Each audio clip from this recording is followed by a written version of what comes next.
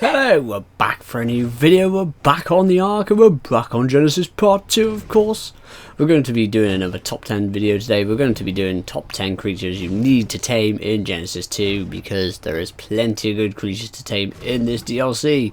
Because basically we got most of the DLC creatures from all the previous DLCs. So go for the most valuable tames that I think are the best ones that you need to tame, or just creatures you do need in general on this map. So let's get straight into it, shall we? So I'd just like to point out that this list is in no specific order of best to worst.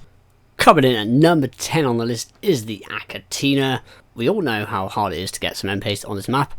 It is pretty hard. The beaver dams are pretty bad for getting cement paste. There's not many of them and it's just a struggle. So you definitely want to tame one of these guys if you can find them. They are quite rare. So yeah, you just want to go into the inventory, behavior, enable wandering.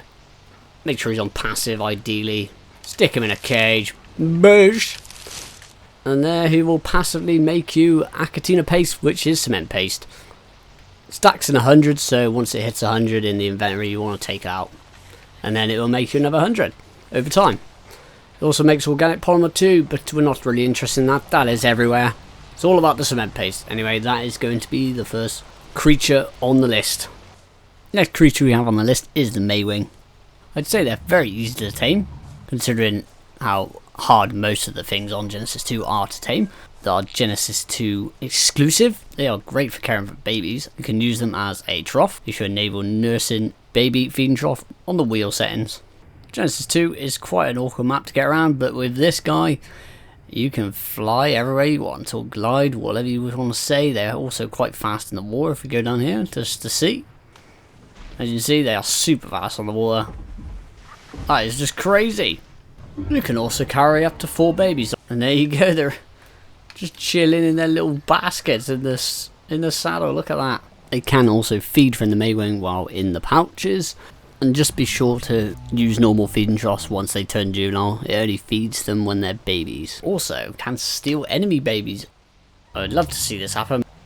So yeah, you can steal up to 4 enemy babies if you want to. Another great thing about the Maywing is they don't have a gender, but once you make them together, they can all lay eggs and they can give you a specific quality of egg. So basic, simple, regular, superior, exceptional, and extraordinary. So they're great for kibble farms. So that's a regular kibble you can make out of that, and this one is a simple kibble. And it's completely random. The rarer kibbles are rarer to get, so you can use that to make kibble. Boom. That is why the Maywing is on the list. Let's go on to the next creature. Our next creature on the list is going to be the Text Rider, and these things are amazing. It is probably the creature with the most abilities possible in the game. In the wild, these guys are equipped with 2 rigs. They are completely random, so once you have tamed them, you will see which rigs you get. You get 1 on the body and 1 on the head. There's up to 4 different head rigs and 4 different body rigs. Here are a couple of the rigs just to showcase them in all their glory. We got the excavation rig, little farm resources. This is the shield generator rig, works exactly the same as a tech force field. Here is the shield projector rig. This works in a similar way as the shield generator rig, but you can move with it and it doesn't use charge. It can block a certain amount of damage and is boosted by the creature's health, I believe. This be the pulse cannon rig, and you can spray and pray for days. Phase cannon rig is good at destroying structures, good at damaging creatures, and can destroy nodes. Boosh! See you later. Okay, so by far this is the coolest thing I like about these Striders. I've got my tech dedicated storage here. I've got stone, flint, and metal in there. You want to go on your Strider and you want to dedicated storage item transfer. You want to link it to your metal one, and that will instantly transfer all the metal out of your Strider. And they can recharge batteries in their inventory, which is just a few of the many abilities they do have. These guys are absolute beasts, that's why they're on the list. So let's move on to the next one. Next creature on the list is going to be the Void Worm. Of course, we cannot have a top 10 video about the Void Worm. This is basically the Wyvern counterpart on this map, and you know, we all love Wyverns, so they basically do exactly the same, pick up the same creatures. They have elemental attacks, which are also very strong in PvP actually. The breath attack is short range, but it can destroy tech structures and can dismount player riders from their creatures. It is very strong in a PvP aspect. One of the faster flyers on the map, so it's a great way to get around. So they are a very good all-round mount for attacking and maneuverability. So that is why the Void Worm is on the list, of course. So let's move on to the next one. Next on our list is going to be the Snow Owl, and where to start really, and I'm so glad they're in Genesis 2. And they are everywhere as well, as you can see.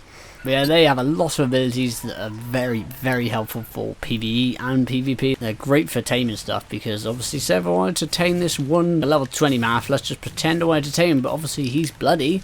I can't tame him. Oh no, what are we going to do? We can just land next to him and heal him right up, just like so. So yeah, he's nice and healed. We could tame him right up if we wanted to. Snow Owl pellets are great for fertilizer that they spew out. And make them spew. There you go. So these things, exceptionally good for fertilizer and gachas food, so they can spawn you loot. They're also great for healing tame creatures and characters. Or tribe mates, because as you see, I'm half health now. Just hop on him, and there you go, insta full health. It's a very handy companion to have on the Ark, PvE or PvP. So let's get on to the next one. Next creature on the list is going to be the new Astradelphis, the Space Dolphin. We won't go into too much detail of their abilities, but we're just going to show off what they do really. They are very quick and you can navigate through the map pretty fast. I feel like I'm a jet fighter on Star Wars right now. Boom! And it's just so much fun. Of course, you do need element in the Avera to be able to use all of its abilities. So if you never take one of these guys, you definitely will want to take one. They are super fun to use. So let's move on to the next creature on the list. Next on the list is going to be the Ferox, of course. And these guys are pretty damn rare also on this map. So once you do find one, they are super easy to tame because element is everywhere on this map. They are super strong. You can even give them helmets to boost their armor rating. I'm going to smash this Alpha T-Rex in as well. Oh, level 45 Alpha Rex absolutely flattened him. So that is why the Ferox is on the list. Another cool creature to have on Genesis Part 2. So I think we all knew this one was coming. The next one on the list is going to be the Gacha. These guys are amazing for bringing loot and resources into your base because they can passively do it. As you can see, he's just giving me a little Gacha crystal there. But all you have to do is just feed them any kind of structural resource, stone, whatever. Or they will eat Snow Owl pellets as well. That's why I've got the Snow Owl in front of him. And that's quite a good food source for them to create loot for you. And you want them to have one mate ideally, because they get sad if there's more than one mate, and then they will constantly create you gacha crystals and you can get loot from them. And we'll see what we get. I can't remember. I've got this guy producing on sap. All gachas you tame have a random selection of resources they can produce, and some have rare resources and some have common resources. And be sure to level up their crafting skill only. There you go, he's giving me sap. This is a ramshackle gacha crystal, so obviously they are random when you come out. If we open this one up, see what we get. There you go, the cheeky apprentice longneck rifle. These guys are also the rarest creature in the game because they spawn in the most hostile area. If you can get your hands on one of these, you will definitely be set to get some good loot and some nice resources. So those are the reasons why the gacha is on the list. Let's get on to the next creature on the list, shall we? Next creature on the list is going to be the Quetzal, which is probably very surprising for most people because it's quite boring and it's on pretty much every map. But this guy is great for helping me tame everything in the game. But honestly, the main reason why I picked this guy is because, as you can see, gachas spawn in this shit all the time. And the only thing that can really pick them up is a Quetz. If I am lucky to find one, I'll pick it up and just take it to my base. Like, it's pretty rare you come up here and you find a gacha that isn't getting attacked by everything on the mountains. I just have to have it on the list because I think the gacha is one of the best creatures to get on the game. Quetz is on the list. Sorry guys. So last but not least on the list is going to be the Shadow main. They are boss killers. We're not going to go into detail on their abilities, but just a brief example of what they can do. So here we have test subject Alpha T-Rex. We've got 3150 perfect aimed Shadow mains, and well, he's dead meat. You can see they barely took any damage. They do have natural armor and they are absolute beasts. Yeah, these guys are super cool. Definitely my favorite creature in this new expansion, and I recommend definitely taming some. They are annoying to tame, but they are amazing once you get one, especially high level. They are absolute monsters. So that is going to be the end of the video for today. I hope you guys enjoyed it.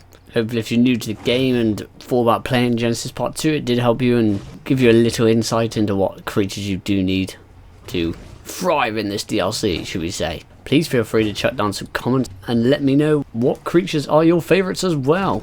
Hope you guys enjoyed the video. Please feel free to check out the channel if you did, and I'll catch you guys in the next one. Take care. Goodbye. Hey there. See ya.